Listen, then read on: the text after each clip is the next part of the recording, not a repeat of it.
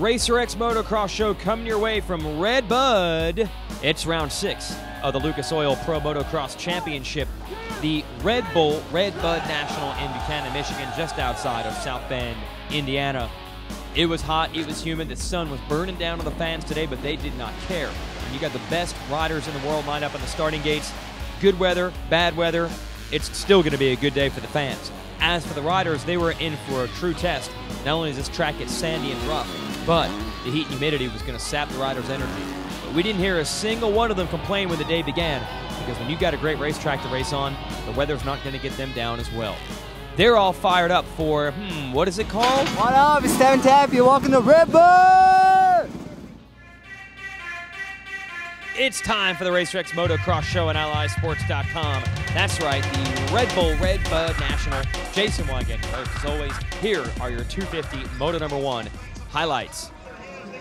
Of course, Blake Baggett comes in here with the red plate, the momentum. He won this race last year. He won our last race at Budds Creek. But you know in the 250 class, you're going to see a great battle. It's been close all year.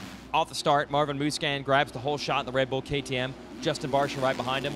Good starts also for Blake Wharton and Kyle Peters. But before long, the usual suspects were headed toward the front. That includes number 70 of Ken Roczen, the 17 of Eli Tomac, 58 of Will Hahn in there. And the back of that train, the 12 of Baggett.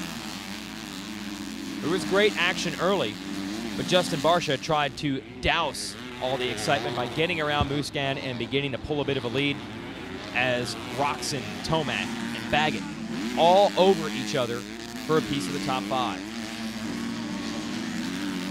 Baggett on the move. He's going to have to get aggressive to come through this pack, but he had a special weapon in which to do it. Here are the KTM riders battling it out with Tomac right in front. Baggett looking all over the track, just trying to duck the roost, and then he soon found this line. Tripling Morocco's lead, he used it to get around Tomac, to get around Roczen, to get around Musquin, and move into the number 2 position, and then try to run down Barsha, who had opened up about a 5.5-second lead on the Geico Honda. That lead didn't last long.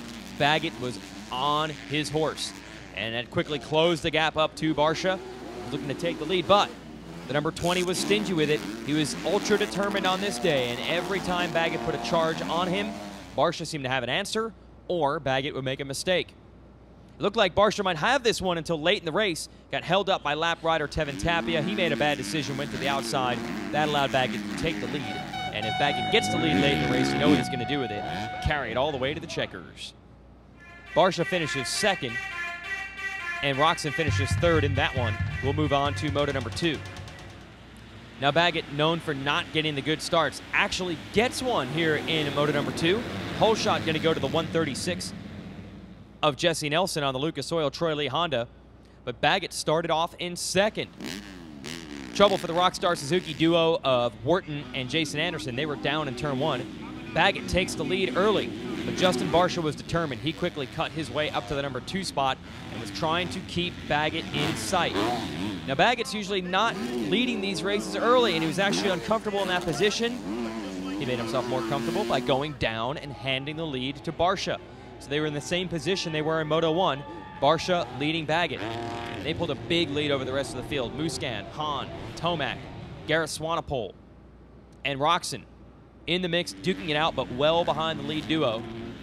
Baggett would eventually get Barsha for the number 1 spot, just like he did in Moto 1, and he would begin to pull away from there.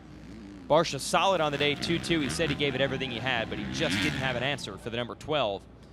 Behind them on the podium, Tomac would ride strong late in Moto 2 to get around Musquin, and that would allow him to edge the Frenchman for 3rd overall on the day.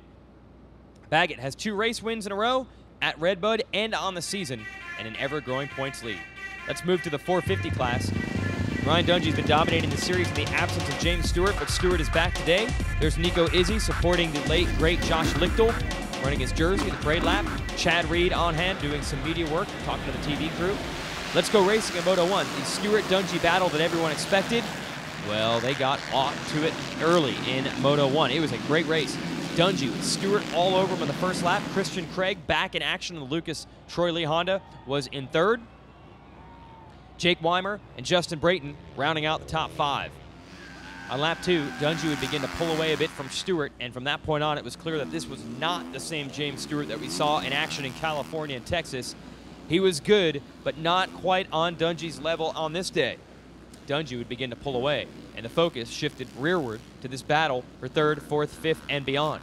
Not only Weimer, Brayton, and Craig, but you have to watch out for Kawasaki riders like Tickle and Tyler Rattray, who is back in action after a broken hand from Hangtown.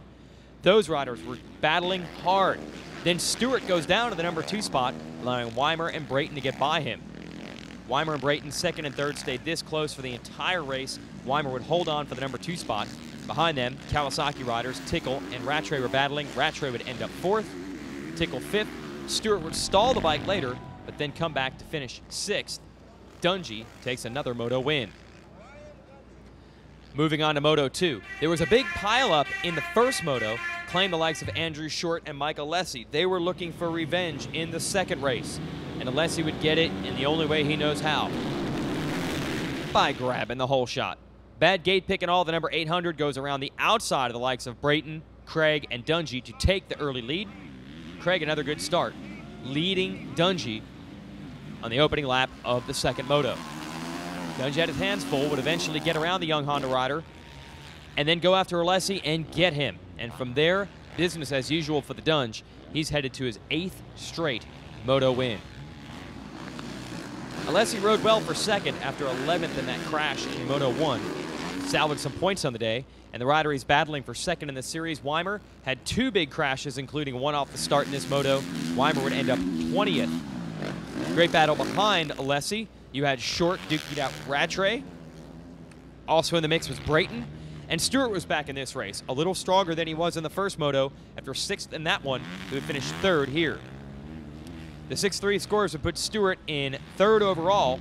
The battle for 2nd overall, Alessi's 11-2 wouldn't get it. It would actually go to Brayton, who is consistent in both Motos, with a 3-4. Brayton would take 2nd overall, get on the podium for the first time this year. Dungey, well, he's used to being on the podium and being in the center spot. This will be his 18th career win in the 450 class, tying him for 4th all-time with Stewart and the Rhinestone Cowboy, Kent Howerton. Not bad for just 2.5 years' work in the class. And a crazy day in the women's motocross class. Points leader Jessica Patterson, a hand injury, just trying to salvage some points. Ashley Feilich back from an injury of her own. One of her favorite tracks on the tour, RedBud, she goes 1-1 for the 2nd straight year. In Moto 1, she had a battle on her hands with Tara Geiger, was just able to edge out Geiger. Moto 2, they battled again, but Geiger would go down and lose valuable championship points as Feilich set sail to complete the 1-1 score. Sweden's Sarah Pedersen would finish 2nd on the day. Geiger recovered for 3rd. It is really close now between Patterson, Geiger, and Feilich for the points lead. All right, we're here at RedBud. It is finally cooling off just a little bit as the dust has settled on the motos. Got Chad Reed here on the Racer X show. You're just here as a spectator, which I know is probably not really the position you want to be in, but you did watch. What was it like? What did you see? I thought the lights class was really exciting and quite impressive to see those 5 guys for like the first 10-20 minutes of the first moto just going at it. It was, you know, it's one thing to see it, you know, on your television at home.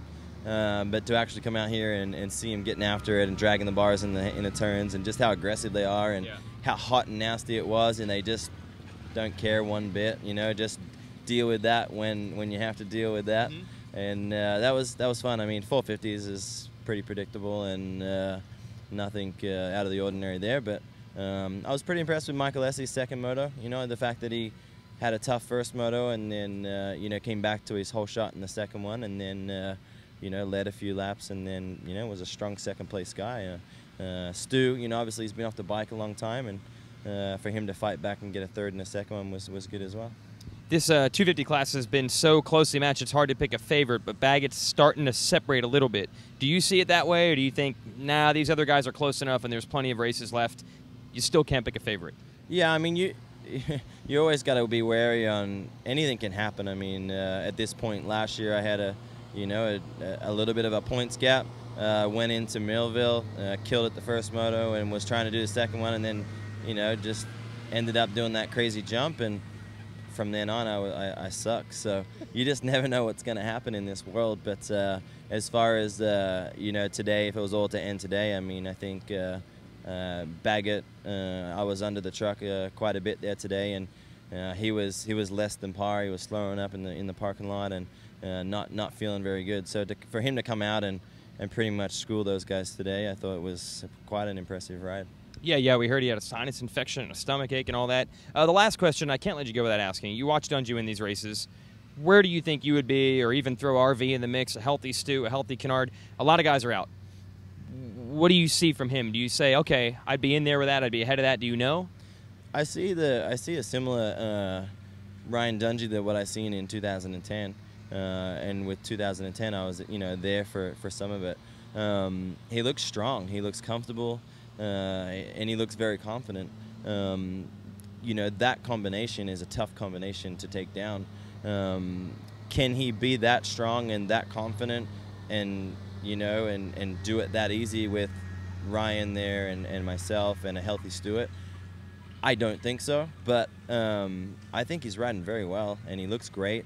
I actually did an interview earlier and I alluded to the fact that I thought the bike and him didn't look like very good friends at the first two races, but whether it's his confidence and his comfort level has gone up, or those guys have been going to work and they've got got that thing sorted out. If I had to predict, I would say that KTM has come up with a much better program, and I think it's he's got a good looking bike and he's comfortable and winning races right now with ease. I mean, that first moto, I think we weren't even 15, 16 minutes into it, and he had like a plus 20 second lead. So he was laying it down, and it was fun to watch actually. He's a unique style. He pushes, but he's very smooth, and I like watching that. It's not it's not like, it's kind of a change from what you get from the lights class where they're just all wide open and gnarly. So yeah, I was impressed.